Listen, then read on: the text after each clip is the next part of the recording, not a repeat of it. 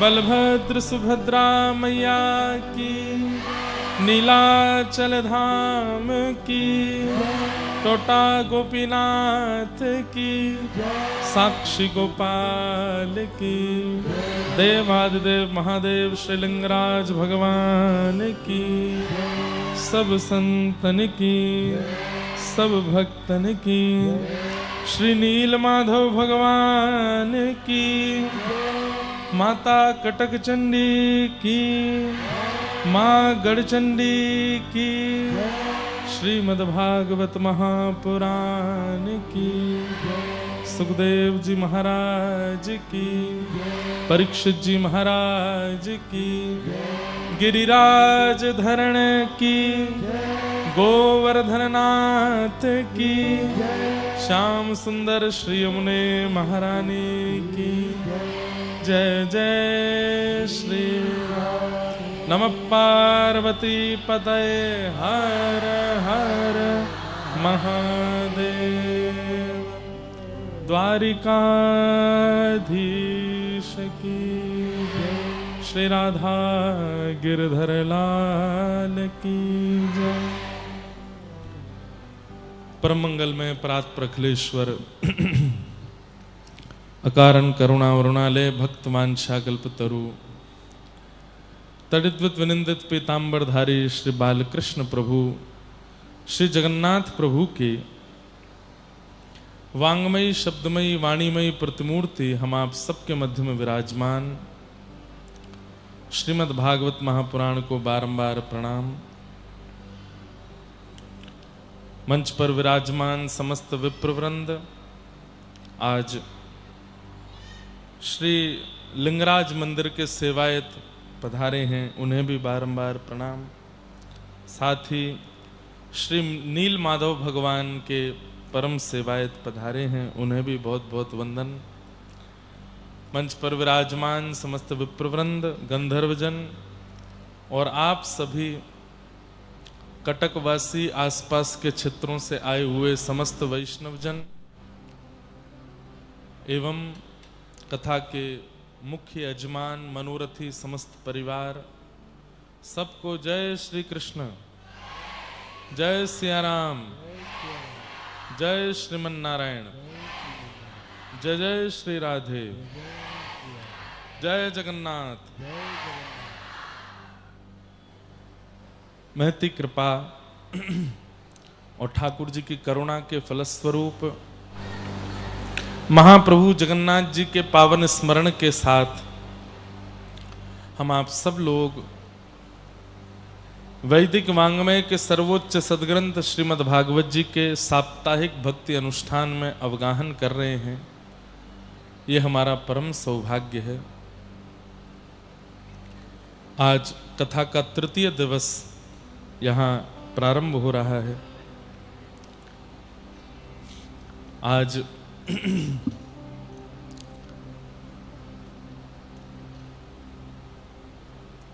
महादेव के पावन सोमवार की बेला है और श्री लिंगराज मंदिर के पूज्य सेवायत महाराज जी आए हैं।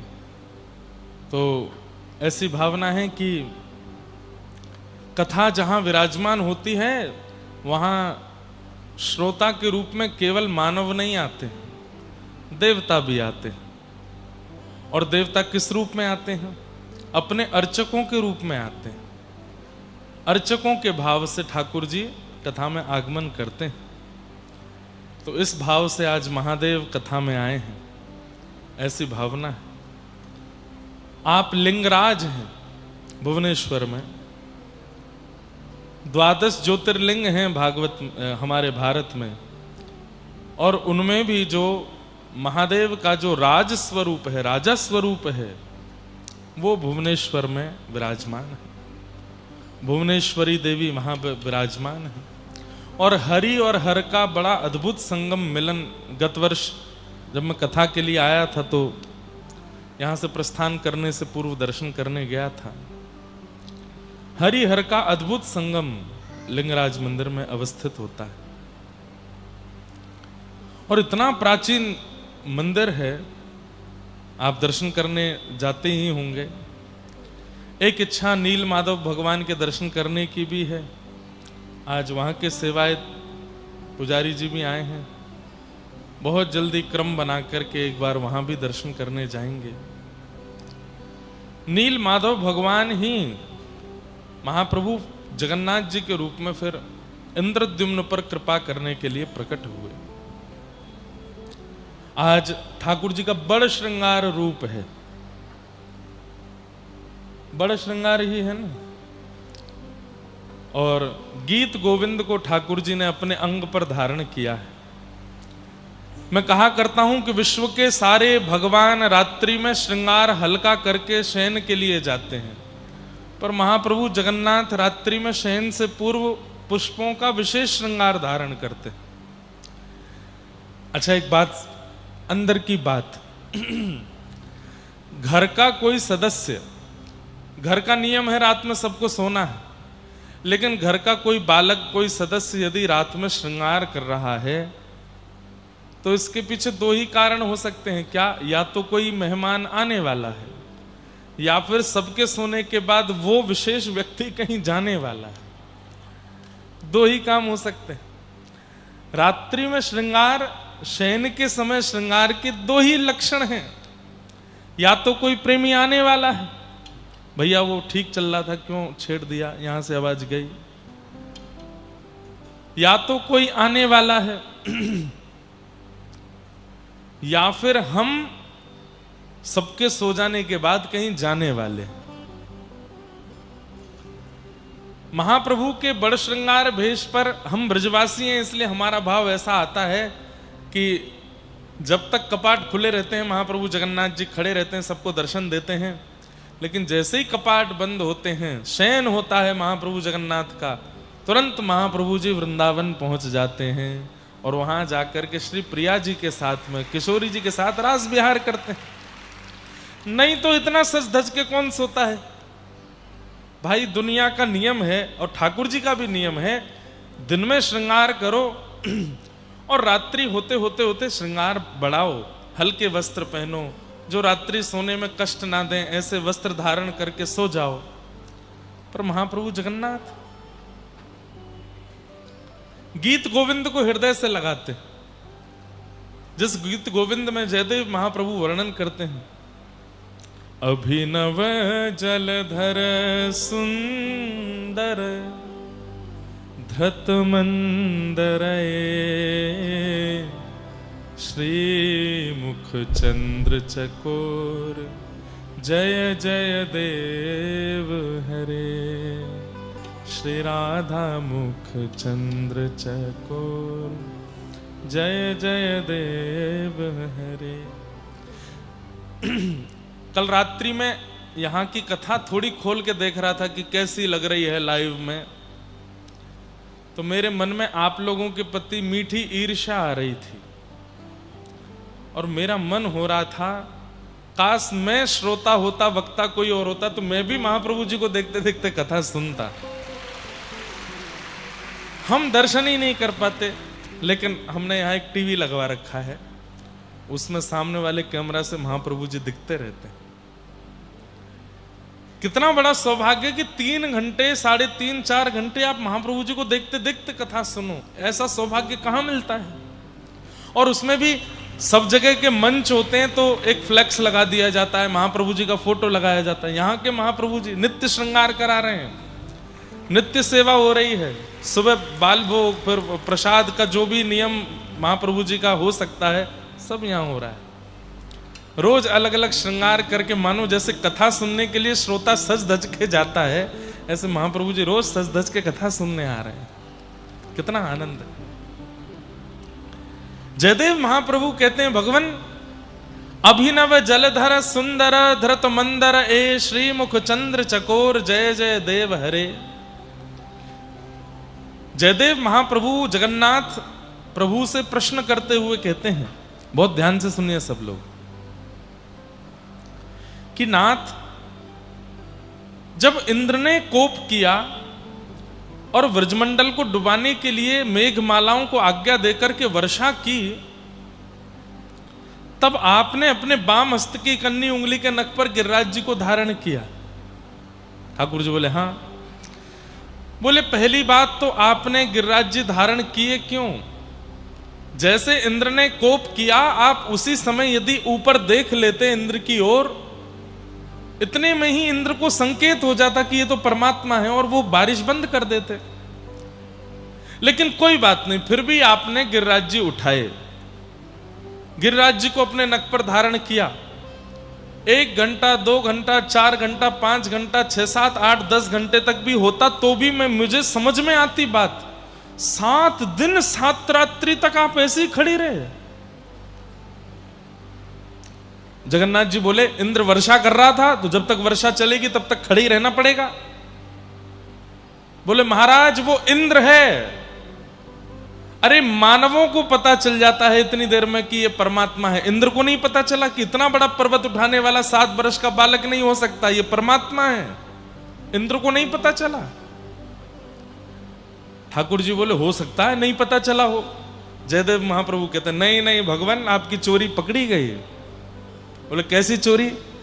बोले जब आपने गिरिराज जी उठाए, चारों तरफ ब्रजवासी इकट्ठे हो गए, उसी समय वृषभानुनंदिनी श्री राधा रानी आपके सन्मुख आ गए, बिल्कुल सामने आकर के खड़ी हो गई। आपने मन में विचार किया ये बहाना अच्छा है दर्शन करने का। गिरिराज जी नीचे धर दिए जाएंगे तो ये सब चले जाएंगे, श्री जी भी चली जाएंगी। वैसे तो इनके दर्शन होते नहीं है, कभी कहीं बड़े बहाने बना के इनके दर्शन करने पड़ता है। ये बहुत अच्छा संयोग बना है, ये जब तक वर्षा चलती रहेगी ब्रजवासी कहीं जाएंगे नहीं और किशोरी जी मुझको दिखती रहेंगी, इनका मैं दर्शन करता रहूंगा। इंद्र तो 7 मिनट में ही पहचान गया था कि आप परमात्मा हो। आपने ही उसको आज्ञा की, बोले वर्षा करता रहे ताकि मैं श्री जी को निहारता रहूं। श्री मुख चंद्र चकोर जय जय देव हरे, श्री राधा मुख चंद्र चकोर जय जय देव हरे। किशोरी जी के मुखमंडल को देखने के लिए आपने 7 दिन 7 रात्रि तक गिरिराज जी को धारण किया है नाथ। इसीलिए इस पंक्ति में, इस गीत गोविंद में जय जगदीश हरे होना चाहिए था दशावतार स्तुति की तरह, लेकिन जय जय देव हरे। अरे कोई कवि अपनी जय कैसे लिख सकता है? मैं कोई कविता ठाकुर जी के लिए लिखूं और हर पंक्ति के बाद लिखूं इंद्रेश की जय हो, हर पंक्ति के बाद इंद्रेश की जय हो, कितना अजीब लगेगा। लेकिन गीत गोविंद की इस अष्टपदी में जय जय देव हरे, ये जयदेव महाप्रभु नहीं कह रहे हैं। जैसे ही ठाकुर जी का भेद खोला तो महाप्रभु जगन्नाथ जी बोल पड़े जय जय देव हरे, तुम्हारी जय हो जय हो जय हो। जयदेव मेरे रहस्य को तुम जानते हो, मेरे प्रेम को तुम जानते हो, मेरे भाव को तुम जानते हो। तो पूरे दिन तो महाप्रभु जगन्नाथ सबके ऊपर कृपा करने के लिए रहते हैं और प्रतीक्षा करते हैं कि कब संध्या बेला हो, रात्रि बेला हो, और तब ठाकुर जी अर्चकों को आज्ञा करते हैं अब हम रास में जाएंगे, हमारा श्रृंगार करो। सो ऐसी अद्भुत ठाकुर जी, आहा अधर चुंबित माला, अधर से स्पर्श करती हुई माला, ऊपर माला, यहाँ वैसे तो पूरे दिन ऐसे रहते हैं, लेकिन रात्रि बड़ श्रृंगार में पंच उंगलियों की तरह ऐसे पुष्प धारण करते हैं हाथ में। क्यों? रास करना है तो रास में हस्तकमल भी होने चाहिए, चरण कमल भी होने चाहिए, बढ़िया श्रृंगार करते हैं। और कपाट बंद होते ही महाप्रभु जगन्नाथ पहुंच जाते हैं वृंदावन, आहा, और वहां रास करते हैं श्री प्रिया जी के साथ। रास बिहार होता है, ये रास बिहारी। और एक बात बताऊं आपको,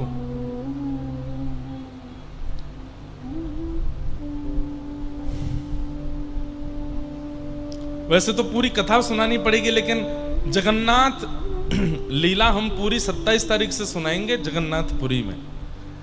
स्कंद पुराण युक्त और भी जो कथाएं होंगी उन सब से महाप्रभु जगन्नाथ जी के प्राकट्य की कथा, महाप्रभु जगन्नाथ के 5 सखा हैं, उन 5 सखाओं की कथा और स्कंद पुराण युक्त जो जो महात्मा सब सुनाएंगे।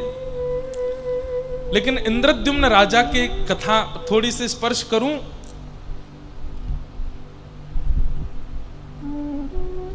21 दिन के लिए कहा था विश्वकर्मा जी एक वृद्ध का रूप धारण करके आए, क्योंकि इंद्रद्युम्न राजा को जो काष्ठ प्राप्त हुए थे, जिनसे महाप्रभु जी का रूप बनना था, उनसे कोई भी रूप प्रकट कर नहीं पा रहा था। बड़े बड़े मूर्तिकार आए, लेकिन सबकी छेनी हथौड़ा नष्ट हो जाते थे, लेकिन रूप प्रकट नहीं हो पाया। तब ऐसा कहते हैं कि विश्वकर्मा ही एक वृद्ध का रूप धारण करके आए और आकर के उन्होंने कहा मैं कुछ प्रयास करूं। तो इंद्रद्युम्न राजा ने कहा कि देख लीजिए, सब प्रयास कर रहे हैं, आप भी करो। तो उन्होंने कहा कि 21 दिन तक हमको एकांत में रहना है, 21 दिन तक तुम झांक करके नहीं देखोगे। बोले जो आज्ञा। 21 दिन के लिए जब उन ब्रह्म दारू को लेकर के विश्वकर्मा जी एक एकांत कक्ष में गए और वहां जाकर के जब ठाकुर जी का स्वरूप निर्माण करने लगे, तो गुंडीचा महारानी रोज सुनने जाती है छेनी हथौड़ा की आवाज और कहती हाँ ठीक है, चल रहा है काम। 10 दिन 12 दिन 15 दिन जब हो गए, संभवतः 10-12 दिन ही निकले थे, गुंडीचा महारानी ने कान लगा करके सुना तो छेनी हथौड़े की आवाज नहीं। व्याकुल हो गई, बोले ये बाबा इतना वयोवृद्ध भीतर छेनी हथौड़ा लेके गया ठाकुर जी का रूप प्रकट करने के लिए, लेकिन कुछ खाया नहीं है, पिया नहीं है, मुझे तो लगता कहीं पधार तो नहीं गए भीतर। इंद्रद्युम्न राजा ने कहा 21 दिन के लिए कहा है, 21 दिन तक खोल के नहीं देखना। लेकिन रानी नहीं मानी, बोले नहीं नहीं खोलिए खोलिए, मुझे बहुत व्याकुलता लग रही है। और आपने जैसे ही द्वार खोले तो ना वहां छेनी थी, ना हथौड़ा था, ना कोई बनाने वाला वृद्ध था। महाप्रभु जगन्नाथ खड़े, बलभद्र जी खड़े हैं, सुभद्रा जी खड़ी हैं, सुदर्शन जी खड़े हैं। ये देख करके इंद्रद्युम्न पहले बहुत रोए, अनर्थ हो गया। क्यों? ठाकुर जी अधूरे रह गए, इनके हस्त कमल नहीं बन पाए, इनके चरण कमल नहीं बन पाए, इनका मुखमंडल अभी पूर्ण नहीं बन पाया, मेरे ठाकुर अधूरे रह गए। तो कहते हैं एक स्वर सुनाई दिया इंद्रद्युम्न राजा को, बोले अधूरे नहीं यही पूरे हैं, ये पूरे ठाकुर जी हैं। कैसे पूरे हो सकते हैं? इनके हाथ तो है नहीं, इनका मुख स्पष्ट तो है नहीं, इनके चरण स्पष्ट तो है नहीं। बोले अरे ये प्रेम विगलित ठाकुर जी हैं। श्री प्रिया जी, ब्रजवासी, किशोरी जी, नंदरानी, यशोदा, नंद बाबा, सब ब्रजवासियों की याद में ठाकुर जी के हाथ पैर पिघल गए हैं। प्रेम की 10 अवस्थाएं होती हैं बंधुओं। 9वीं अवस्था में जब प्रेमी आ जाता है तो अपनी प्रेमी की याद में उसका शरीर पिघलने लग जाता है। महाप्रभु जगन्नाथ, अब कथा तो सबको पता ही होगी, द्वारिका में जब रुक्मणी आदि सब पटरानियां रोहिणी जी से कृष्ण लीला सुन रही हैं, सुभद्रा जी को द्वार पर बिठाया है, ध्यान रखना कि कृष्ण भीतर ना आवे। उसी समय कृष्ण लीला चलते चलते जब रास का प्रसंग आया तो स्वधर्मा सभा में बैठे हुए ठाकुर जी को स्वर आने लगा कान में, नहीं रोक पाए स्वयं को, चल करके आए। और तभी बीच में मंत्रमुग्ध सुभद्रा जी बैठी, इधर ठाकुर जी, इधर बलराम जी, और बैठे बैठे जब मथुरा गमन प्रसंग रोहिणी जी ने कहना शुरू किया तो ठाकुर जी के विरह में व्याकुल हो गए।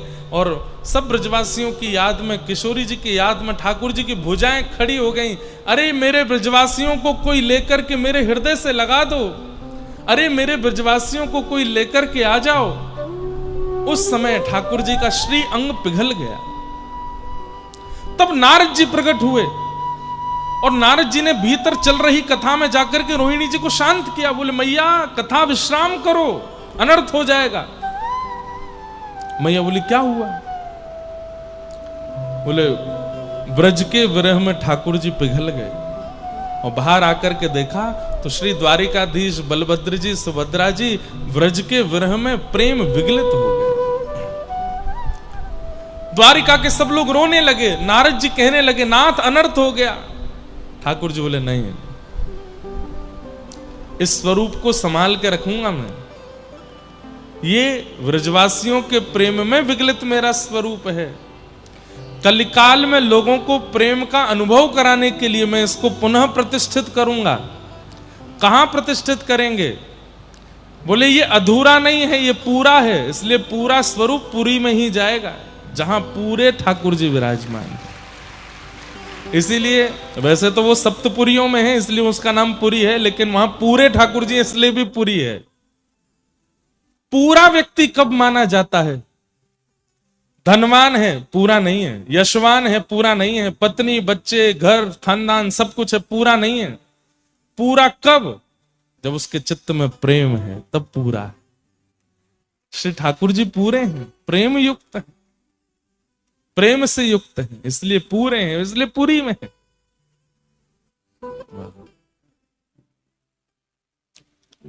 तो ये ठाकुर जी का वृंदावन रास बिहार का स्वरूप है। महाप्रभु जगन्नाथ जी का बड़ श्रृंगार शयन का रूप है, लेकिन एक भाव से ठाकुर जी रास में जा रहे हैं श्री प्रिया जी के पास, और वहां जाकर के रास करना है। हमारे यहां व्रज का नियम है कि ठाकुर जी जब रात्रि में शयन कराओ तो उनका जितना भी श्रृंगार दिन भर उन्होंने धारण किया वो ठाकुर जी के तकिया के पास में ही रखना चाहिए। क्यों? हमको दिखाने के लिए ठाकुर जी थोड़ी देर सोएंगे, हम सब लोगों के सोने के बाद ठाकुर जी तुरंत उठ करके रास में जाएंगे। तो रास में ऐसे नहीं जाएंगे कोरे, बढ़िया श्रृंगार करके जाएंगे, नथ बेसर, कान में कुंडल, गले की माला सब धारण करेंगे, इसलिए श्रृंगार पास ही रखा जाता। अरे अब यहां भाव बनेगा कि नहीं पता नहीं, नहीं तो अष्टयाम में ठाकुर जी की मंगला से पूर्व की क्या लीला होती है वो किसी दिन सुनाऊंगा। मंगला से पहले ठाकुर जी भग के आ रहे होते हैं। कहां से? बोले रास से। क्यों?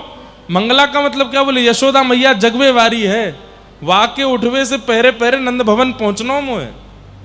सो ठाकुर जी महाराज गिरिराज पर्वत से लांगते भये, कूदते भये, वर्षा में नेक छुप छुपाते भये, किशोरी जी के सुंदर जो चुनरी वस्त्र वहां से अपना मुंह पहुंचते भये, और जैसे ही यशोदा मैया उठने वाली है वहां से पहले ठाकुर जी यहाँ में हाथ पांव पहुंच करके और धीमे से चद्दर के भीतर घुस जाएं, यशोदा मैया के बगल में आके पड़ जाते हैं और खर्राटे लेना शुरू कर देते हैं, छोटे से लाला। फिर मैया के नेत्र खुलते हैं, लाला भोर है गई है अब उठ जा।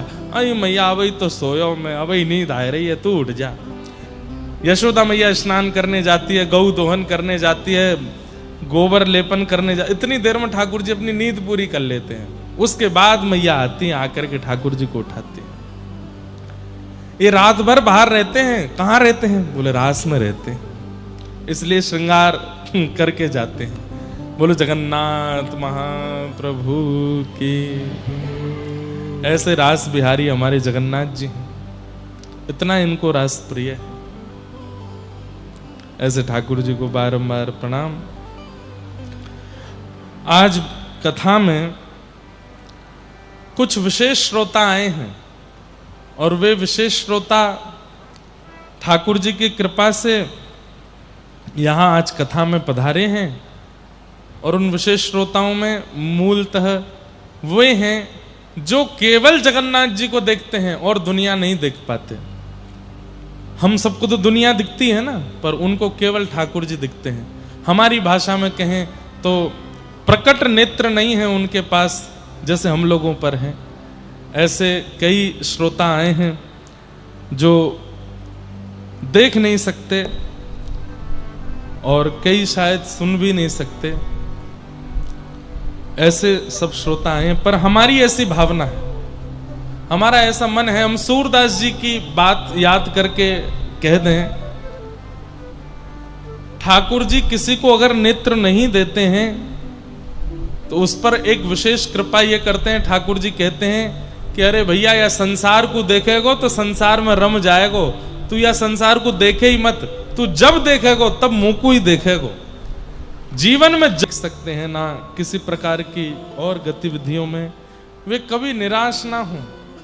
महाप्रभु जगन्नाथ जी इतने बड़े बड़े नेत्र खोल के उनके लिए ही देख रहे हैं और उनसे कह रहे हैं। और मुझे ऐसा कभी कभी लगता है कि कोई अगर अपने इंद्रियों से, संपूर्ण इंद्रियों से युक्त नहीं है और वो यदि व्यक्ति भक्ति में लग जाए तो ठाकुर जी उसकी इंद्रिय को एकदम सौभाग्य देते हैं अपनी ही सेवा का। जिन पे नेत्र नहीं है वो निश्चित ही जब देखेंगे तो ठाकुर जी को ही देखेंगे, क्योंकि उन्होंने संसार देखा नहीं। मेरा मन कहीं भी भटक सकता है क्योंकि मैं सब देखता हूं। आपका मन कहीं भी भटक सकता है, भले ही कितनी कथा सुनो, कितनों मंत्र जाप करो, कितना भी नियम पाठ करो, क्योंकि आप देखते हो इसलिए खतरा बना रहेगा।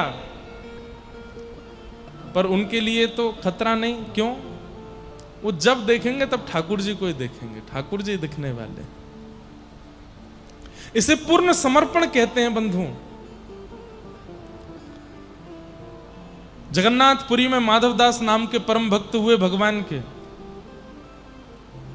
वो इतने अधीन थे जगन्नाथ महाप्रभु के, जो कुछ भी करते थे महाप्रभु की आज्ञा से।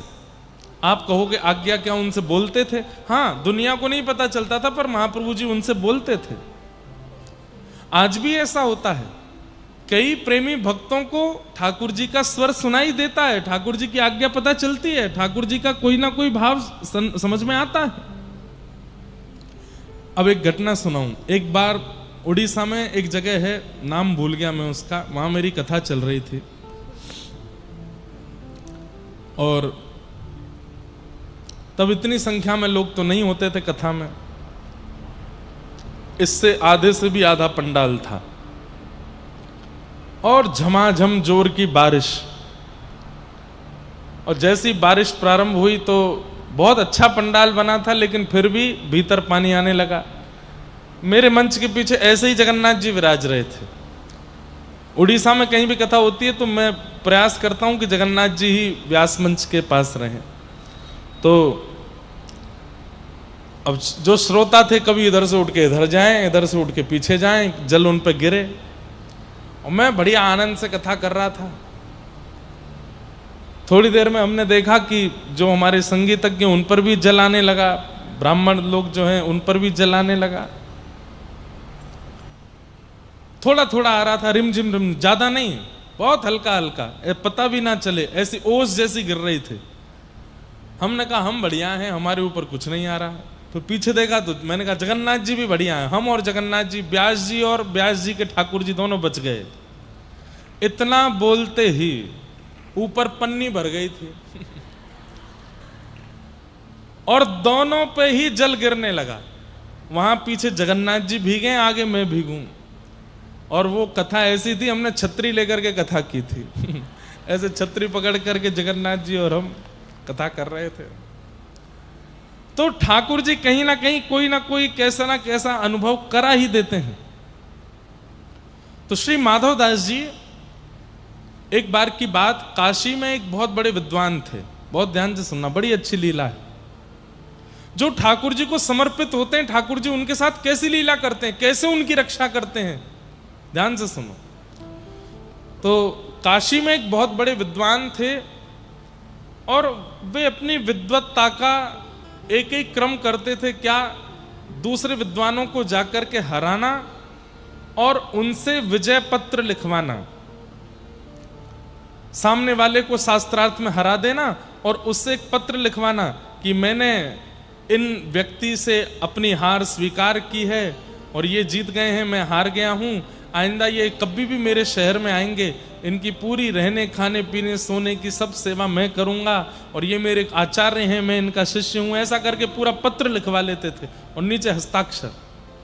और जब कभी भी उस शहर में जाना होता था वो पत्र दिखाते उस व्यक्ति को, हाँ भाई सेवा करो हमारी। सब लोग इधर देखो, ध्यान से सुनो। एक बार वो काशी में बहुत बड़ी विद्वत गोष्ठी हुई, तो उस विद्वत समाज के सामने उन्होंने अपने अनेक विजय पत्र दिखाए और कहा कि मुझे भारत का सबसे बड़ा विद्वान घोषित कर दिया जाए क्योंकि मैंने इतने सारे विद्वानों को परास्त किया है। तब एक व्यक्ति खड़ा होकर के बोला, आपने माधवदास जी को हराया कि नहीं हराया? बोले ये कौन है? बोले वैसे तो ये उत्तर प्रदेश कन्नौज के निवासी हैं, पर कुछ वर्षों से जगन्नाथपुरी में महाप्रभु जगन्नाथ जी के पास रहते हैं। बहुत अच्छे विद्वान हैं। इन्हें अगर आप हरा दो और इनसे विजय पत्र यदि आप लिखवा लो तो हम आपको भारत का सबसे बड़ा विजेता विद्वान घोषित कर देंगे। ध्यान से सुनिएगा। लेकिन भक्त का बंधुओं एक स्वरूप होता है कि वो विवाद से बचेगा। अगर कहीं विवाद हो रहा है और ठाकुर जी का भक्त यदि वहां पहुंच जाए ना, तो वो तुरंत क्षमा मांग लेगा, तुरंत कान पकड़ लेगा, तुरंत हाथ जोड़ लेगा। उसकी गलती नहीं है तो भी उसको विवाद नहीं चाहिए, सब समाधान हो जाए, संवाद कर लो, विवाद मत करो। इन्होंने जैसे ही माधवदास का नाम सुना तो बोले ठीक है, मैं जाता हूं जगन्नाथपुरी और उसको हरा करके उससे विजय पत्र लिखवा के लाऊंगा, उसके बाद आप भारत का सबसे बड़ा विद्वान मुझे घोषित करेंगे। बोले हाँ बिल्कुल करेंगे। वो ब्राह्मण काशी से निकले। माधवदास जी तो बेचारे ठाकुर जगन्नाथ जी को पूर्ण समर्पित थे। विद्वान जगन्नाथपुरी पहुंचा और उसने जगन्नाथपुरी आकर के ढूंढा, कहां है माधवदास। लोगों ने बता दिया और ये माधवदास जी की कुटिया में पहुंचे और कुटिया के भीतर जाकर के माधवदास जी को बताया, मैं काशी से आया हूं, बहुत बड़ा विद्वान हूं, ये देखो मैंने इतने सारे लोगों को हराया है, मैंने सुना है तुम बहुत बड़े विद्वान हो, आओ शास्त्रार्थ करो मेरे साथ। माधवदास जी हाथ जोड़ के बोले, भगवान शास्त्रार्थ करके आप मुझे हराना चाहते हैं, स्वयं जीतना चाहते हैं। बोले हाँ, तो मैं अपनी हार पहले ही स्वीकार कर लेता हूं, आपके चरण पकड़ता हूं। आप जीते, मैं हारा, आपकी विजय हुई। सब लोग इधर देखो, यहां देखो।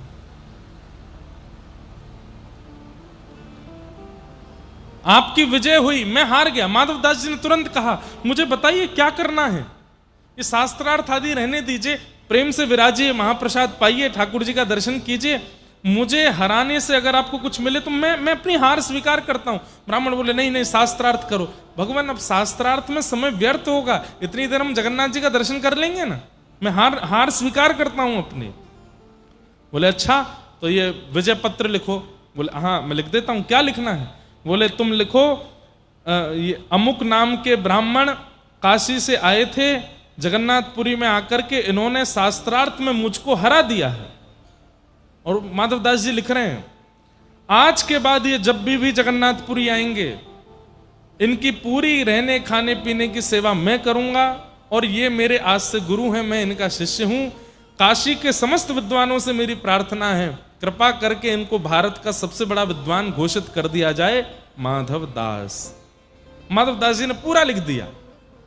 लिख करके कहा, भगवान हो गया। हाँ दो, पढ़ के देखा, वाह बहुत बढ़िया, लाओ महाप्रसाद पवाओ। महाप्रसाद पवाया, जगन्नाथ जी का दर्शन कराया। माधवदास जी ने प्रणाम किया, भगवान बड़ी कृपा, आते रहिएगा आप। बोले जी। अब ये विद्वान काशी के लौट करके काशी गए, विद्वानों की सब गोष्ठी बुलाई, बड़े बड़े विद्वान बुलाए। बोले किसने कहा था मुझे कि माधवदास को जाके हराना है। एक ने कहा मैंने कहा था। बोले लो विजय पत्र, हरा दिया माधवदास को। सारे विद्वान खड़े हो गए। पत्र खोला और जैसे ही पत्र पढ़ा, उसमें क्या लिखा था, ये अमुक नाम के ब्राह्मण जो काशी से जगन्नाथपुरी आए थे, मुझ माधवदास से शास्त्रार्थ में बुरी तरह हारे हैं, मेरे एक शब्द का भी उत्तर ये दे नहीं पाए हैं, इनकी अत्यंत बुरी पराजय हुई है। आज मैं माधवदास से घोषित करता हूं कि आज के बाद ये मेरे शिष्य हैं, मैं इनका गुरु हूं, और काशी के समस्त विद्वानों से प्रार्थना करता हूं, इनको भारत का विद्वान घोषित मत करना। माधवदास। सब हंसने लगे। ब्राह्मण बोला नहीं नहीं नहीं, नहीं दिखाओ मुझे। खोल करके देखा तो वही लिखा था। ये कैसे हो सकता है। अरे भाई, उन्होंने मेरे सामने लिखा था, स्वयं लिखा था, वो हारे थे मुझसे। बोले अब तुम बात मत बनाओ, स्पष्ट लिखा है, तुमने अपने हाथ से पत्र हमको दिया है, उसी में लिखा है कि तुम हारे हो। ये बोले नहीं नहीं नहीं, मैं दोबारा जाऊंगा, कुछ गड़बड़ है, कोई टोना टोटका हुआ है। पत्र की लेखनी बदल कैसे गई। किसने बदली। ये बदलते हैं। अपने समर्पितों का कुछ भी कर सकते हैं ये, इसलिए पंगा नहीं लेना। किसी वैष्णव भक्त से पंगा मत लेना, क्योंकि ये जगन्नाथ हैं, नाथ का मतलब क्या होता है? रक्षक। अगर ये किसी को स्वीकार कर लेते हैं तो फिर उसका इंद्र भी बाल बांका नहीं कर सकता। वो ब्राह्मण पहुंच गया दोबारा काशी से जगन्नाथपुरी। माधवदास जी महाप्रभु जी के दर्शन के लिए जा रहे थे। ब्राह्मण ने तुरंत मार्ग रोका। ए माधवदास, कौन सा टोना टोटका सीखा? अरे गुरुजी आप आए हैं, प्रणाम। ये नाटक मत करो मेरे सामने। ये पत्र उल्टा कैसे हो गया? माधवदास जी बोले, मैंने तो आपके सामने लिखा, आपने बैठ करके लिखवाया, जो शब्द आपके थे मैंने वही लिखा। बोले पढ़ो। माधवदास जी ने जब पढ़ा तो माधवदास जी को भी हंसी आ गई। ये मैंने तो नहीं लिखा। बोले हस्ताक्षर तुम्हारे हैं? बोले हाँ, हस्ताक्षर तो मेरे हैं। अरे मेरी बड़ी बदनामी हो गई काशी में। बोले अब क्या करें ये बताओ। काशी के कुछ विद्वान जगन्नाथपुरी आए हुए हैं। काशी के कुछ विद्वान जगन्नाथपुरी आए हुए हैं और वो यत्र तत्र घूम रहे हैं।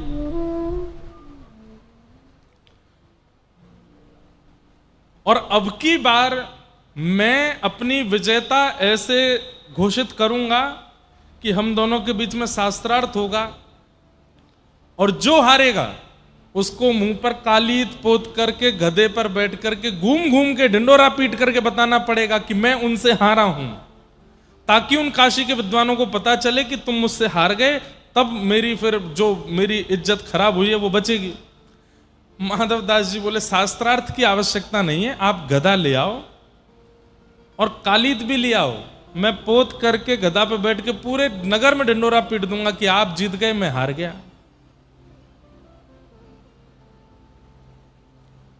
मेरा अभी दर्शन का समय हो रहा है, तो गधे और कालीत की व्यवस्था आप कर लीजिए। मैं दर्शन करके आता हूं, आप सिम्म द्वार पे मुझे मिल जाना, पूरे मुंह पे कालीत पोत के गधे पे बैठा देना, मैं घूम घूम के सबको बता दूंगा। तो काशी के ब्राह्मण बोले हाँ ये अच्छा है, तुम दर्शन करके आओ, मैं गधा लेके आता हूं। यहां माधवदास जी अंदर दर्शन करने गए, ब्राह्मण गधा लेने गया, कुछ कालीत लेकर के आया।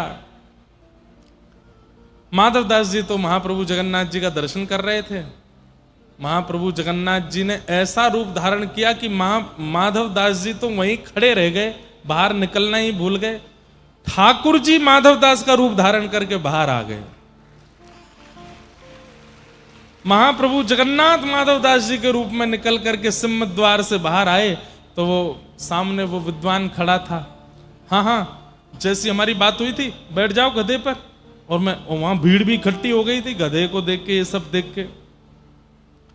माधवदास जी बोले गधे पर तो बैठ जाएगा, लेकिन वो बैठेगा जो हारेगा, अब शास्त्रार्थ करो। तो तुम तो मना किए थे शास्त्रार्थ नहीं करना। बोले कि अब मूड बदल गया, अब शास्त्रार्थ करना है, बैठो। चौकी लगी तो अब भगवान से कौन जीते शास्त्रार्थ में। जैसे ही एक पंक्ति प्रारंभ की, भगवान उस विद्वान ने उसका ऐसा खंडन किया, भगवान ने ऐसा खंडन किया, जितनी बातें वो करता गया सबका खंडन करते करते तालियां पिटने लगी महाराज, सब जय जयकार करने लगे, हमारे माधवदास की जय हो, पुरी के माधवदास की जय हो, जगन्नाथ के दास की जय हो। वो ब्राह्मण बेचारा अपनी नजर नीचे करके बैठा। ठाकुर जी बोले उठो। कालीत लेकर के उसके मुंह पे लगाई, माथे पे लगाई, नाक पे लगाई। बोले बैठो गधे पर। गधे पे बैठा के बोले अब जाओ पूरे नगर में घूम घूम करके बोलो माधवदास जीता मैं हारा। रोने लगा बेचारा वो विद्वान, माधवदास जीता मैं हारा, माधवदास जीता मैं हारा। सब हंसे उसको देख के। ठाकुर जी तो ये लीला करके वहां से अंतर्ध्यान हो गए। भीतर खड़े माधवदास जी को थोड़ी देर बाद होश आया। बोले कि अरे दर्शन हो गए। बेचारे वो नीचे खड़े होंगे, गधा कालित लेके मैं चलूं नीचे। नीचे उतर करके आए तो क्या देखा, वो विद्वान खुद ही गधा पे बैठ के घूम रहा है, सबसे कह रहा है माधवदास जीते मैं हारा, माधवदास जीते मैं हारा। माधवदास जी दौड़ करके गए, जाकर के उस विद्वान का हाथ, अरे आप क्या कर रहे हैं, नीचे उतरिए, ये क्या कर रहे हैं आप, अरे ये शोभा नहीं देता। प्रणाम करने लगे, बार बार दंडवत करने लगे। आप ऐसा क्यों करने लगे, मैं थोड़ा विलंब हो गया, मानता हूं, प्रतीक्षा कर लेते। विद्वान उल्टा गिरे, बोले भैया तेरे हाथ जोड़ो, 2 बार कह दिया था तूने कि नहीं करूंगा शास्त्रार्थ, पर जब शास्त्रार्थ किया इतना अद्भुत। अरे तुम बोलते हो कि तुम्हारे मुख से साक्षात वेद प्रकट होते हैं। नहीं, मेरी हार ही अच्छी है, मैं हारा हुआ ही ठीक हूं। आज से तुम मेरे गुरु, मैं तुम्हारा शिष्य। माधव दास जी बोले क्या बात कर रहे हैं आप? बोले तुमने मुझे हरा दिया, मेरी आज आंखें खोल दी कि तुमसे बड़ा विद्वान कोई नहीं। बोले मैंने कब हराया? अरे वहां बैठ करके क्या अद्भुत तुम बोले जा रहे थे। माधव दास जी सुन करके सब समझ गए।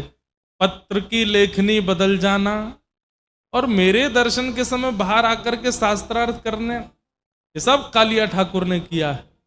ये सब महाप्रभु जगन्नाथ जी की कृपा है।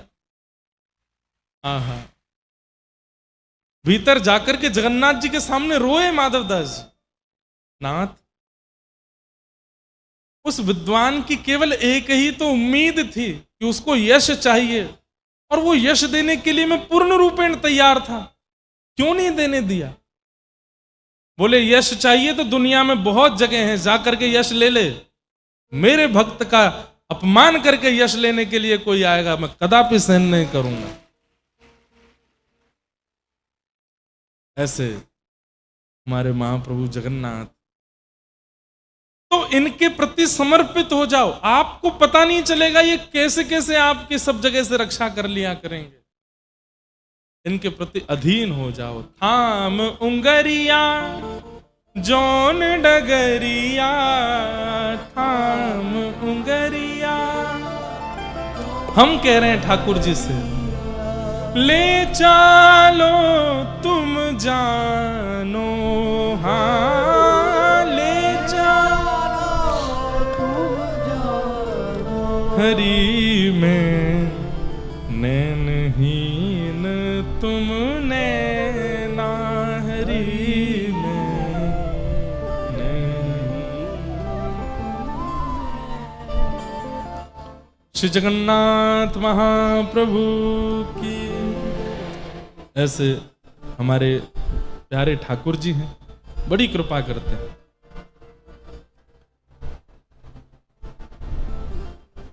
सवै पुंसां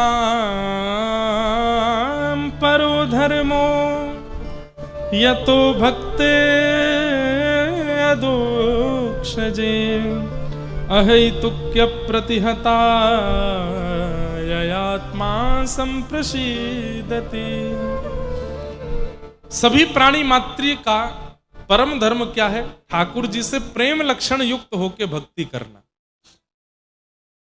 केवल भजन करना, भक्ति करना, मंदिर जाना, ये धर्म हो सकता है, लेकिन ठाकुर जी से प्रेम युक्त होकर के उनका भजन करना। जीमो मारा शाम घणी, जिमावे बेटी जाट की। जीमो मारा शाम घणी, जिमावे बेटी जाट की। बाप हमारो गाम गयो है, ना जाने कब आवेगो।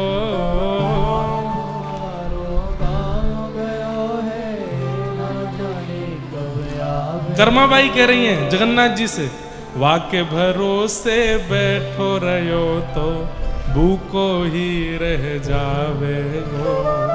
वाके भरोसे, ये पद तो मारवाड़ी में, पर मैंने ब्रजभाषा में गा दिया है। आज जमाऊं थाने खींचड़ी, फिर कल आगे क्या है? आगे राबड़ी घाट की है, क्या है? छाछ की। रबड़ी छाछ से बनती है? राबड़ी, अच्छा मतलब वो, अच्छा मुझे लगा रबड़ी। जीमो मारा शाम घणी, जिमावे बेटी जाट की। थाली भर के लाई खींचड़ो, ऊपर की बाट की। जीमो मारा शाम घणी, जिमावे बेटी। यही है जगन्नाथ। अब एक तो होता है कि हम भोग लगाते हैं ठाकुर जी का, वो धर्म है, लेकिन कर्माबाई ठाकुर जी से कह रही है कि हमारे पिताजी के हाथ से तो आप प्रेम से पाते हो, और पिताजी हमारे भरोसे आपको छोड़ के गए हैं, तो आप 3 दिन हो गए भोग नहीं लगा रहे हो। अरे ये मोटे मोटे गाल आपके सब पिचक जाएंगे, पतले दुबले हो जाओगे, फिर पिताजी आकर के आपको कहीं छोड़े आएंगे, दूसरे गोपाल जी ले आएंगे, प्रेम से पाले हो। अरे इतने बड़े बड़े राक्षसों को मारते हो, बल चाहिए उसके लिए खिचड़ी तो खानी पड़ेगी ना। अच्छा या मैंने घी डाल दूं, या मैं नेक और कछु काजू बादाम पिस्ता डाल दूं, नेक और पौष्टिक कर दूं, तब तो पाओगे। इतने प्रेम से पुकार रही है ठाकुर जी को। ठाकुर जी दौड़े चले आए। ये क्या है? ये परम धर्म है। आप केवल अपने नियम का ध्यान रखते हैं, इतने बजे उठा देना है, ये पोशाक पहना देनी है, इतनी आरती कर देनी है, थाली धर देनी है, बढ़िया पर्दा कर देना है, स्तुतियों का पाठ करना है, पर्दा खोल के भोग उठाना है, ऑफिस जाना है, दफ्तर जाना है, और रात में आके ठाकुर जी को सुला देना। ये धर्म तो है, ये भक्ति तो है, लेकिन प्रेम शून्य के कारण परम धर्म नहीं है।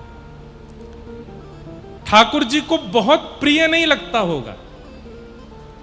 आप धर्मयुक्त हो जाओगे, आप इसके द्वारा पुण्य की प्राप्ति कर लोगे, लेकिन परमात्मा नहीं मिलेंगे इस ऐसी वाली भक्ति से। उसके लिए तो प्रेम करना पड़ेगा,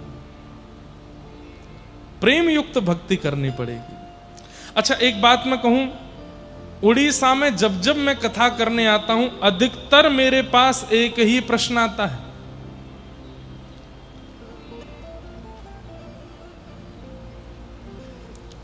और वह प्रश्न क्या होता है?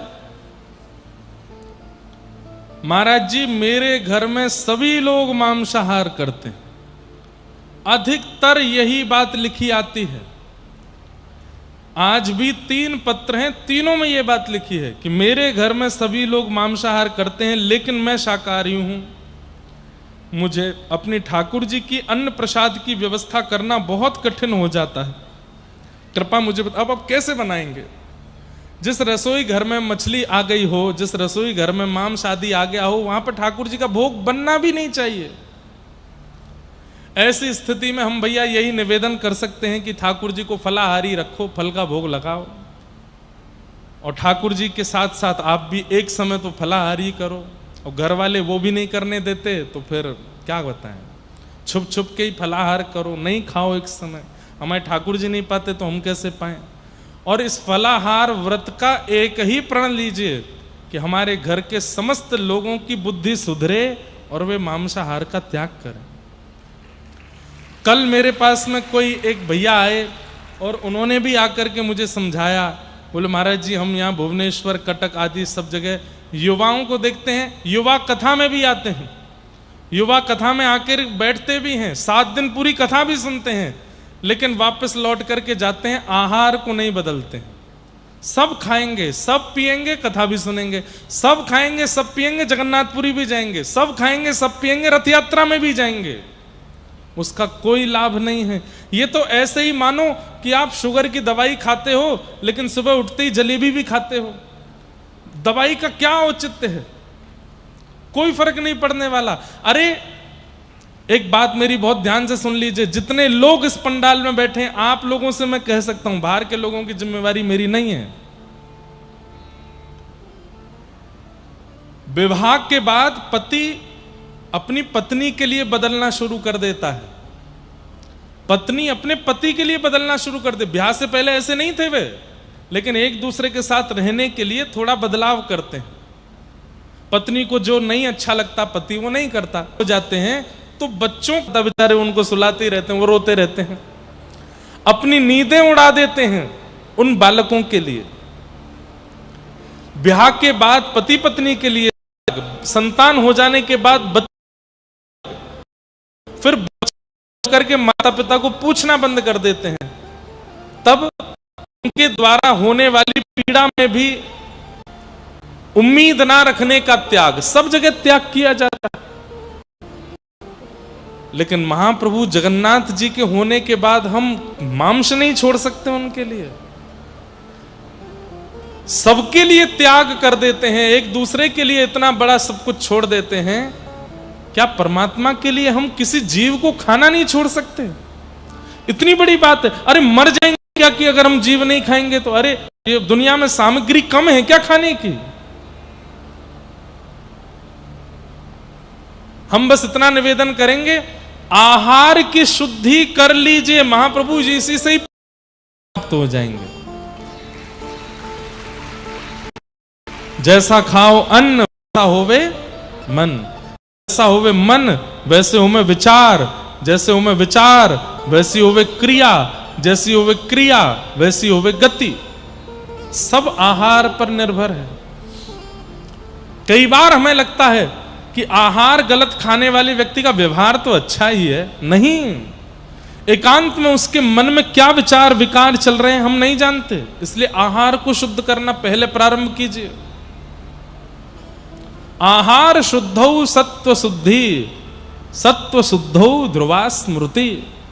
आहार की शुद्धि बहुत आवश्यक है। और आहार की शुद्धि, आहार तो उसको बोला जाता है दाल चावल रोटी सब्जी, इनको आहार कहा जाता है। मांस तो आहार है ही नहीं, हम लोगों का आहार नहीं है वो। केवल लूली बाई को सुख देने के लिए खाते हैं लोग।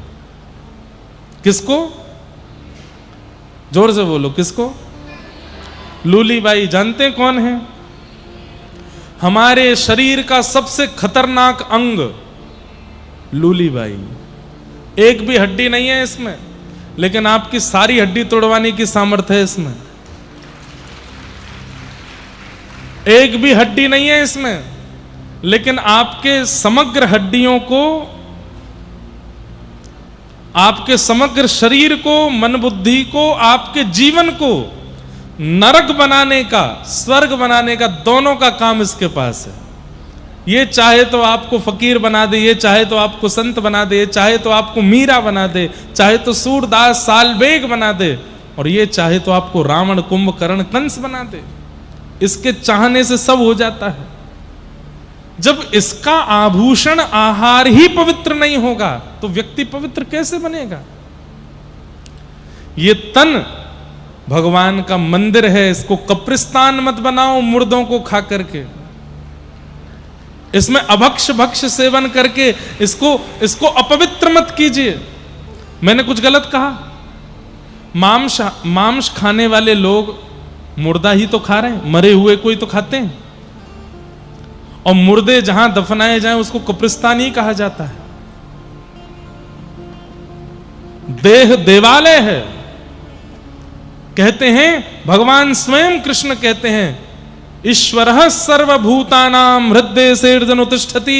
हे अर्जुन, मैं सबके हृदय में निवास करता हूं। जब पता है कि हृदय में ठाकुर जी निवास करते हैं, मंदिर में कभी मांस नहीं लेके जाता कोई, मंदिर में कभी कोई अशुद्ध वस्तुओं का प्रवेश नहीं कराता, तो फिर हम इस देह में क्यों कराते हैं?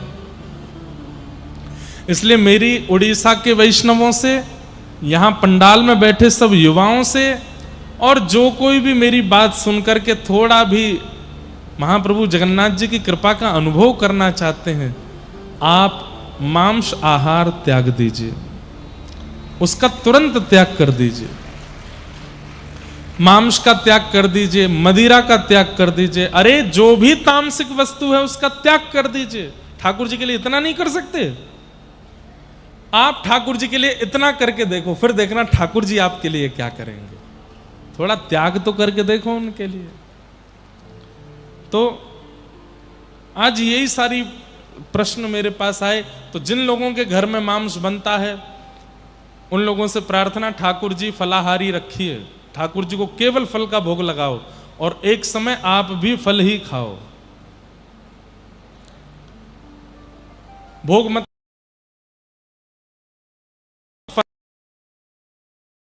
यही संकल्प लीजिए कि जब तक घर के सब लोगों की बुद्धि सद्बुद्धि नहीं बन जाती, मैं तब तक मैं और मेरे ठाकुर जी दोनों फलाहारी रहेंगे।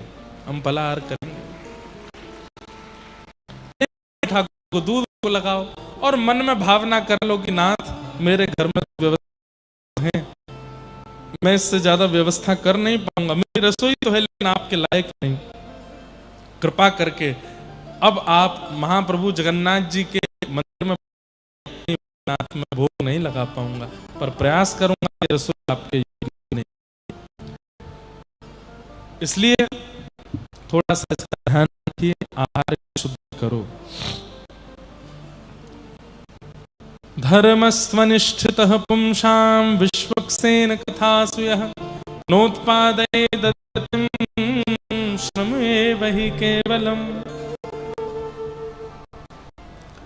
तो सबसे पहले हमने समझा कि और परम धर्म क्या है। धर्म मतलब ठाकुर जी की सेवा पूजा आदि सब करना, और सेवा पूजा में प्रेम का मिश्रण कर देना, ये परम धर्म है। परम धर्म परमात्मा की प्राप्ति करता है। उस परम धर्म का आप लोग अनुसंधान करो।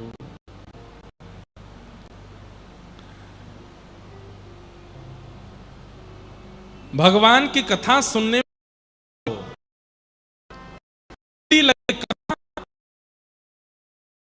स्वनिष्ठः पुंसां विश्वक्सेन कथासु यः नोत्पादयेद् दधिरतिम्। ठाकुर की कथा सुनने में रत्ती लगाओ। ये कथा ही है जो हमारे मन को, चित्त को, बुद्धि को पवित्र कर सकती है, भगवत प्राप्ति में योग्य बना सकती है। जो जीवन की थाक को मिटावे उसी को कथा कहते हैं। जो जीवन की कई परिस्थितियों को, अब आप लोग तो सब समूह में बैठे हैं, हमसे पूछिए कितने बालक मिलते हैं, कितने लोग मिलते हैं, अपना जीवन पूरा परिवर्तित कर चुके, ना जाने कौन सी बात, कौन सी वाणी, कौन सा विषय उनको छू जाता है और सब छोड़ करके भगवत अनुरागी हो जाते हैं। कथा में बड़ी सामर्थ्य है, इसलिए मन लगा करके नित्य कथा सुना कीजिए। इस प्रकार सूत जी महाराज अनेक ज्ञान उपदेश करते हुए भगवान के 24 अवतारों का वर्णन करते हैं। भागवत जी की रचना क्यों हुई इस कथा को सुनाते हैं। वेदव्यास जी महाराज ने मानव कल्याण के लिए 18 उपपुराण, 18 महापुराणों की रचना की।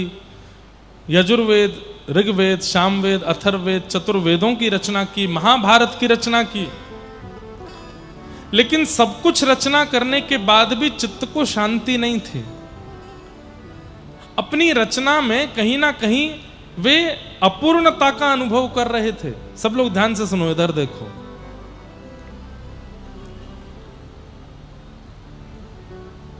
व्यक्ति को पता चल जाता है कि मैंने जो क्रिया की है वो उचित है कि नहीं। हर व्यक्ति को पता चल जाता है, लेकिन वो फिर भी सबसे पूछता है, ठीक तो रहा ना, ठीक तो किया ना। सामने वाले कहते हैं हाँ हाँ बहुत अच्छा था। अच्छा सुनने के बाद भी अच्छा नहीं लगता। अच्छा क्यों? हर व्यक्ति को पता होता है कि मैंने जो क्रिया की, मैंने जो बात बोली, मैंने जो काम किया, मैंने जो कुछ भी मेरे द्वारा हुआ वो उचित था कि नहीं, हर व्यक्ति को पता चल जाता है।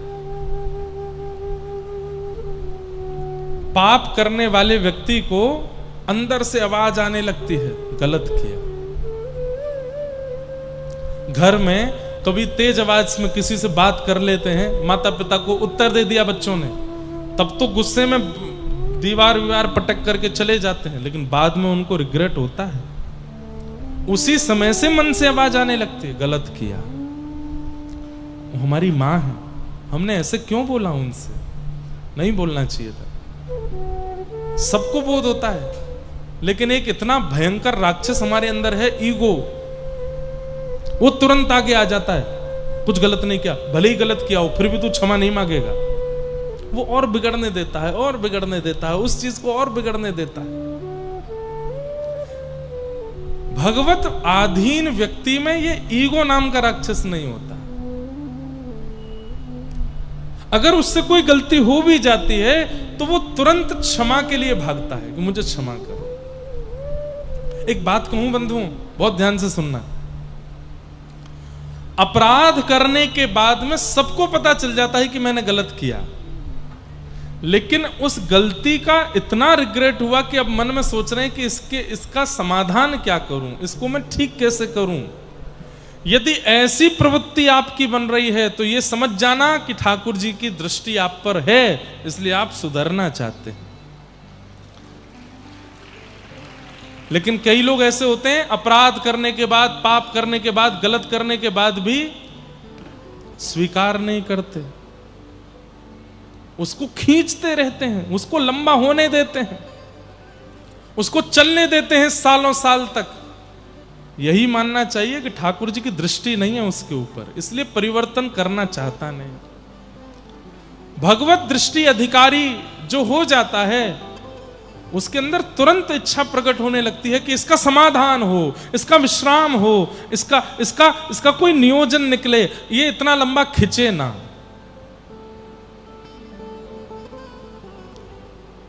इसलिए ये ईगो जो है,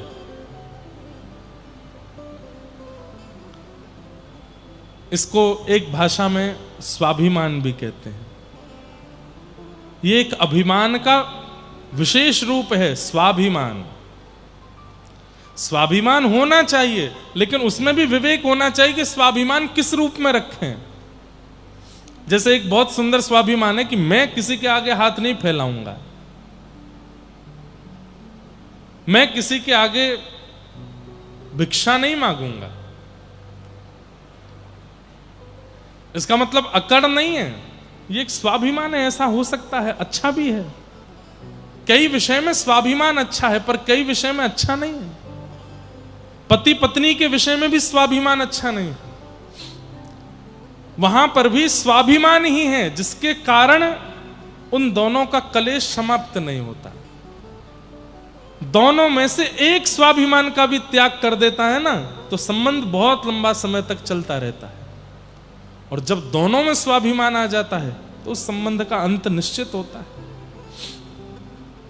इसलिए स्वाभिमान का त्याग करो। कभी किसी को गलत बोल देते हैं, कुछ गलत कर देते हैं, उसके बाद में यदि पता चलता है कि मैंने गलत किया, तो कोई कुछ बिगड़ेगा नहीं आपका। जाइए उसके पास बैठ के थोड़ी बात कर लीजिए, थोड़ा कह दीजिए अच्छा ठीक है, सॉरी हो गया हमसे, अब इसको खींचो नहीं, चलो अच्छी अच्छी बातें करो, अच्छे अच्छे काम करो, थोड़ी देर खेलो, उसको समाप्त करो, लंबे समय तक मत रखो। क्योंकि हर व्यक्ति को पता होता है कि मैंने क्या गलत किया, क्या ठीक किया। श्री वेदव्यास जी महाराज ने 17 महापुराण लिखे हैं। 18वां अभी लिखा नहीं है, लेकिन इतना सब कुछ लिखने के बाद भी 18 उपपुराण, 17 महापुराण, 4 वेद, महाभारत, सब कुछ रचना करने के बाद भी मन में संतुष्टि नहीं आ रही है। कई ऋषि, कई संत, कई लोग आकर के महिमा मंडन करते हैं कि वाह व्यास जी आपने कितना सुंदर लिखा, कितना सुंदर लिखा। लेकिन इतना सुंदर सुनने के बाद भी व्यास जी को लगता है सब प्रशंसा कर रहे हैं, लेकिन मेरे मन को संतोष नहीं है। तभी व्यास जी के पास नारद जी का आगमन होता है। और नारद जी महाराज आकर के व्यास जी से कहते, क्या बात है, इतने दुखी क्यों बैठे हैं? बोले देखो ना, मैंने कितने ग्रंथ पोथियां लिख दी, लेकिन मन अशांत है, मन में संतुष्टि नहीं है। हर उस व्यक्ति को यह बात सुननी चाहिए जिसका मन अपनी क्रिया से असंतुष्ट रहता है। अच्छा, कई जगह पर संतोष करना भी नहीं चाहिए, और कई जगह ऐसी है वहां पूर्ण संतोष रखना चाहिए। कौन कौन सी जगह है जहां पर संतोष करना चाहिए? सबसे पहला, भोजन में संतोष करो। जैसा बना है ठीक है, भोजन के लिए नहीं खाना है, जीने के लिए भोजन करना है। कई लोग भोजन के लिए जीते हैं और कई लोग जीने के लिए भोजन करते हैं। कौन सा अच्छा है, जीने के लिए खाना कि खाने के लिए जीना? जीने के लिए पाओ, उसमें संतोष करो, जो मिल जाए उसको पाओ।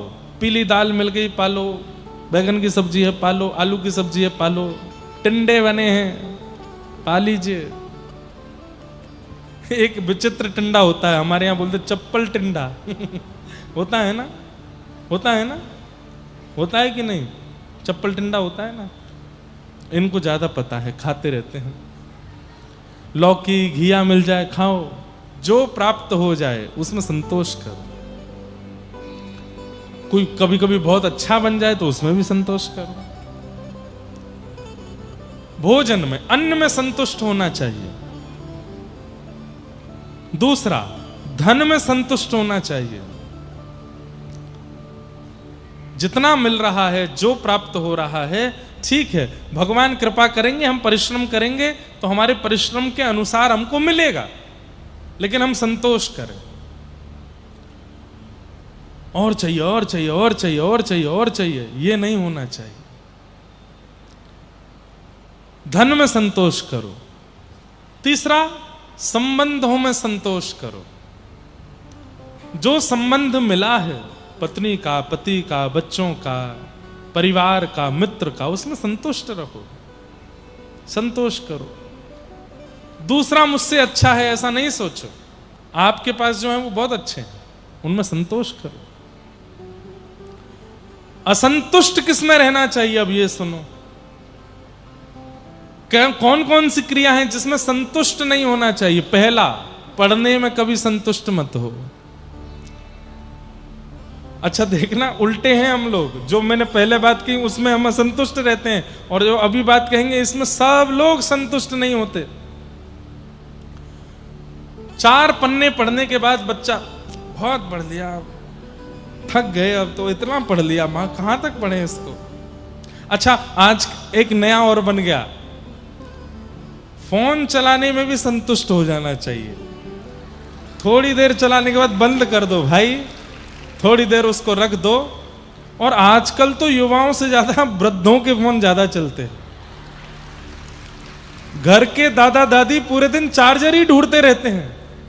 अरे दादी, सुबह ही तो चार्ज किया था आपने फोन, डिस्चार्ज हो गया, रील देख रही थी। ये बूढ़ों को ज्यादा लगा है चस्का फोन देखने का। उसमें भी संतोष करो, तो 4 हो गए वहां पे संतोष में। हाँ, जितनी देर देख लिया, जितना देख लिया बस करो, ठीक है। और असंतुष्ट किसमें रहना चाहिए? अध्ययन में। जितना भी पढ़ लीजिए, व्यक्ति को यदि अपना सफल जीवन बनाना है, अपने मृत्यु के अंतिम समय तक वो विद्यार्थी बना रहे, तो वो सबसे ज्यादा सुखी रहेगा। विद्यार्थी बना रहे, कभी भी ये ना सोच ले अब मैं व्यापारी बन चुका हूं, अब मैं वकील बन चुका हूं, अब मैं जज बन चुका हूं, अब मैं पुलिस अफसर बन चुका हूं, अब मैं नेताजी बन चुका हूं, अब मैं व्यास जी बन चुका हूं, अब मैं पंडित जी बन चुका हूं। मैं अभी भी विद्यार्थी हूं। आज भी मुझे अर्जन करने की इच्छा है, आज भी मुझे ग्रहण करने की इच्छा है। आप भी कुछ अच्छा बताइए, आप भी कुछ मधुर बताइए। नित्य अर्जन करने की इच्छा रखो। अर्जनात अर्जुन, अर्जुन का मतलब क्या है? जो हमेशा अर्जन करना चाहता है, ग्रहण करना चाहता है विद्या को, उसी को अर्जुन कहते हैं। सावधानी से सुन लीजिए, पति की बात होती है तो उबासी आने लगती है सबको। सबको तो नहीं आ रही, 2-4 दिख गए मुझे। तो अध्ययन में असंतुष्ट होना चाहिए। दूसरा, भजन में असंतुष्ट होना चाहिए। 12 माला होते ही महाराज उबासी आने लग गई, अंगड़ाई आने लग गई। कथा सुनते हैं, कभी ऐसे कभी ऐसे, कभी कोई पीछे ऐसे सोफा वाले तो सो ही जाते हैं। इतने संतुष्ट हो जाते हैं 10 मिनट की कथा से ही ये लगता है कि बस हो गया, अब तो संपूर्ण हो गया हमारा। भक्ति से सदैव असंतोष रखना चाहिए। नहीं, अभी बहुत कम है, और करना। नामाचार्य हरिदास ठाकुर बंगाल में हुए, और उनका सिद्ध बकुल, आप लोग जाएंगे जगन्नाथपुरी तो वहां दर्शन करिएगा। सिद्ध बकुल अपने हाथ से लगाए थे। भगवान की दांतुन प्रसादी मिली थी महाप्रभु जगन्नाथ जी की, उसी को पृथ्वी में गाड़ा तो सिद्ध बकुल वृक्ष हुआ। जब जाएंगे आप जगन्नाथपुरी तो वहां हरिदास ठाकुर के स्थान का दर्शन करना, गंभीरा का दर्शन करना महाप्रभु जी के। नामाचार्य हरिदास ठाकुर का नियम था, प्रत्येक दिन 3 लाख महामंत्र जाप करते थे। कितने? 3 लाख। हरिदास ठाकुर जन्म से म्लेच्छ परिवार से थे, यमन कुल से थे। तो यवनों को यह बात अच्छी नहीं लगी कि हमारे कुल खानदान का बालक और ये हिंदुओं के देवता का भजन करने लगा। बहुत प्रयास किए, कोड़े मारे, जाने क्या क्या किया उनके साथ, लेकिन उन्होंने नाम नहीं छोड़ा। तब एक प्रयास किया, एक नगर वैश्या को उनको अपमानित करने के लिए और उनका अपयश करने के लिए एक नगर वैश्या को बुलाया कि तुम इनके कुटिया के भीतर जाओ और इनसे चिकनी चुपड़ी बातें करो और बस इनका मन जीत लेना और फिर जोर से हल्ला कर देना, हम पूरे गांव को लेकर के आएंगे। सब जब देखेंगे कि कोई नाम वाम नहीं, कोई भजन वजन नहीं है, सब इनको जब तुम्हारे साथ देख लेंगे तो इनका अपयश हो जाएगा और उस अपयश से हमारा भला होगा, गांव के लोग ही मिलकर इनको मार देंगे। नामाचार्य हरिदास ठाकुर बैठे हैं, नाम जप कर रहे थे, तभी वो वैश्या आकर के भीतर बैठ गई। उसके रूप रंग चाल ढाल को देख के हरिदास ठाकुर समझ गए कि किस भाव से आई है, कौन है। आपने इशारा करके कहा बैठो। नामाचार्य हरिदास ठाकुर नाम जप रहे हैं, करते करते करते करते वो वैश्या, अरे अब छोड़ भी दीजिए, कब से आप नाम जप कर रहे हैं, थोड़ा मुझसे बातें कर लीजिए, मैं आपसे मिलने आई हूं। हरिदास ठाकुर बोले, देवी तुम्हारी मन की जितनी इच्छाएं हैं सब पूरी करूंगा मैं, लेकिन मेरा नियम है, मैं अपना नाम जब पूरा कर लूं उसके बाद बात करूंगा। संतुष्ट नहीं हो रहे हैं अपने नाम से। अच्छा हाँ ठीक है, आप अपना नाम कर लो, मैं बैठी हूं प्रतीक्षा करती हूं। प्रतीक्षा करते करते करते करते करते आधी रात निकल गई। वैश्या उठ करके कहे, अभी और कितना है, अभी चल रहा है, चल रहा है। सुबह पक्षी चहकने लगे, भोर हो गई, सूर्योदय हो गया और बाहर सब लोग खड़े थे, वो हल्ला करेगी तो हम भीतर जाएंगे। वैश्या बोली, और कितनी समय लगेगा आपको? बोले, देवी मेरा तो 3 लाख नाम जप का नियम है ना, तो सुबह ब्रह्म मुहूर्त में शुरू होता है और अगले दिन के ब्रह्म मुहूर्त में 3 लाख पूरे होते हैं और अगले ही क्षण 3 लाख दोबारा शुरू हो जाते हैं। तुम अभी थोड़ी देर के लिए जब सोई थी तभी मेरे नाम पूरे हुए, मैंने तुम्हारी ओर देखा तो तुम सो गई थी, तो मैंने अगली 3 लाख की नाम जपमाला शुरू कर दी, अब ये 3 लाख पूरे होंगे तब बात करूंगा। वैश्या सोचने लगी, अजीब आदमी है, मेरा रूप मेरा सौंदर्य कोई देख ले वो स्थिर नहीं बैठ सकता और मैं इसके सामने बैठी हूं और ये अभी भी क्या लकड़ी घिस रहा है या नाम जप कर रहा है, ऐसा क्या है इस नाम में? मैं संध्या में आऊंगी तब तक नाम हो जाएगा। बोला, हाँ समय से आ जाना, जैसे ही मेरा 3 लाख नाम पूरा हो तुरंत आ जाना, तभी मैं तुमसे बात करूंगा। अब कितने बजे होगा? बोले, ये कैसे बताऊं, तो कभी भी हो सकता है। ठीक है, मैं थोड़ी देर आराम करके फिर से आती हूँ। वैश्या सोची कि अभी और बढ़िया श्रृंगार करके जाऊंगी, ऐसे चटक मटक बातें करूंगी, छोड़ देगा नाम को। थोड़ी देर बाद आराम करके थोड़े घंटों बाद और श्रृंगार करके जब गई, जा करके बैठ गई। आज बात कीजिए ना मुझसे। बोले, देवी बस नाम चल रहा है। कितना रह गया है? बोले, 1 लाख और रह गया है, 1.5-2 घंटे 3 घंटे 4 घंटे लगेंगे, बैठो। करते करते करते करते करते करते करते फिर रात हो गई। वैश्या को फिर नींद आ गई। थोड़ी देर बाद आंख खुली, हो गए? बोले, हो गए थे, तुम सो गई थी, तो तीसरे शुरू हो गए। वो वैश्या बोली, ऐसा क्या है इस नाम में, ऐसा क्या है इस नाम में जिसको आप छोड़ते नहीं हैं? ऐसा क्या रस मिल रहा है, या ऐसा क्या आपको प्रेम मिल रहा है, ऐसा क्या भाव मिल रहा है? और बंधुओं, भक्ति यहीं से प्रारंभ होती है। ये भक्ति का प्रारंभ है कि हमारे मन में ये इच्छा प्रकट हो गई, ऐसा क्या है जगन्नाथ जी में, ऐसा क्या है महाप्रसाद में, ऐसा क्या है कथा में, ऐसा क्या है इनके नाम में जो इतने लोग दीवाने। यहीं से प्रारंभ होती है भक्ति। और वो वैश्या यही सोचते हुए जा रही है। बाहर लोगों ने कहा, तूने फिर हल्ला नहीं किया? बोले, अरे उसका नाम ही नहीं पूरा होता, वो नाम ही करता रहता है। आज नींद नहीं आई और मन में सोचने लगी, मैं संतुष्ट करने के और संतुष्ट होने के सारे तरीके जानती हूं, लेकिन मैंने इतना संतुष्ट व्यक्ति नहीं देखा। सोता नहीं है, खाता नहीं है, केवल नाम करता रहता, तो नाम से संतुष्ट हो रहा है। ऐसा क्या है इस नाम में? आज जब पूरी रात यही सोचती रही तो अगले दिन कोई श्रृंगार करके नहीं गई है, नेत्रों में आंसू भर के ले गई है। मैंने आज तक अपने रूप से, यौवन से, तन से सबका घर बिगाड़ा है, मैंने सबका जीवन बर्बाद किया है। लेकिन आज मुझे पता चला मैंने सबका जीवन बर्बाद नहीं किया, मैंने अपना जीवन बर्बाद किया है। आज नामाचार हरिदास ठाकुर के पास जाकर के कहती है, ये नाम मुझे सुना दीजिए। जैसी लगन आपकी लगी हुई है, जैसा प्रेम आपका नाम में होगा, वैसा मेरा भी कर दीजिए। तब हरिदास ठाकुर, अच्छा जितनी देर वो वैश्या बैठी रहती थी ना, हरिदास ठाकुर क्या करते थे? प्रत्येक नाम के बाद नाम भगवान से प्रार्थना करते थे, हे नाम भगवान इस पर कृपा करो, इस पर कृपा करो, इस पर कृपा करो, इसकी मति को शुद्ध करो, इसके विचारों को पवित्र करो।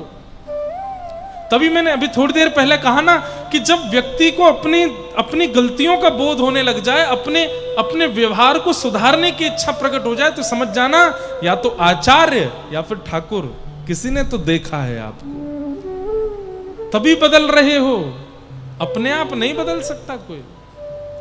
माता पिता पीछे पड़े रहते हैं बच्चों के, भजन किया कर, थोड़ा मंदिर जाया कर, कथाएं सुना कर, नहीं सुनेगा वो आपके कहने से। जब आचार्य की या ठाकुर की उस पर दृष्टि पड़ेगी, उसी दिन सुनेगा वो। सौभाग्यशाली हैं जितने लोग यहां बैठे हैं, सब पर दृष्टि पड़ी है, इसलिए सुन रहे हो, इसीलिए बैठे हो। कल हमारे जो यजमान जी वो कह रहे थे, महाराज जी एक व्यक्ति भी उठ के नहीं जाता। मैंने कहा यही कृपा है कि उठ के नहीं जा रहे हैं। प्यास लगती तो भी नहीं जा रहे, किसी को वॉशरूम जाना तो भी नहीं जा रहे। मैंने कहा इतनी तटस्थता कथा के प्रति तभी बनती है जब महाप्रभु जी दृष्टि भर के देख लेते। व्यक्ति कहां इतनी देर रुक सकता है? कैसे रुक पाओगे आप लोग? नहीं रुक सकते।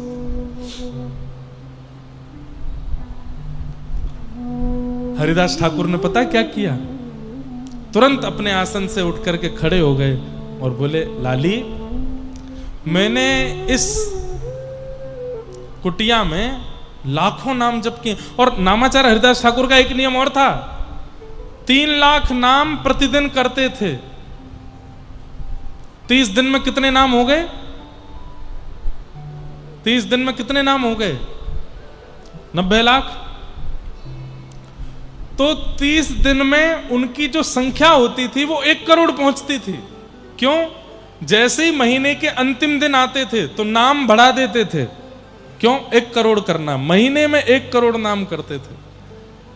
आज हरिदास ठाकुर बोले, लाली इस कुटिया में मैंने करोड़ों नाम किए हैं, अब मैं कहीं और जा रहा हूं, इस कुटिया में तुम रहो और यहीं रह करके भजन करो। और श्री हरिदास ठाकुर वहां से चले गए और वो वैश्या वहां रहने लगी। अरे इसे कहते हैं चमत्कार। चमत्कार वो नहीं कि आपने कभी कोई कबूतर प्रकट कर दिया, खूब सारे कुछ कर दिए, वो सारे चमत्कार नहीं होते हैं, वो जादू हो सकते हैं। चमत्कार इसको कहते हैं कि जिस वैश्या को देख करके पहले लोगों के चित्त में मलिनताएं आती थी, लोगों के मन में दुर्भाव प्रकट होते थे, लोगों के मन में इच्छा पूर्ति की भावना प्रकट होती थी, आज नामाचार्य हरिदास ठाकुर की कृपा ऐसी हुई, नाम भगवान की ऐसी कृपा हुई कि अब वह वैश्या जब अपनी कुटिया से बाहर निकलती है, तुलसी को जल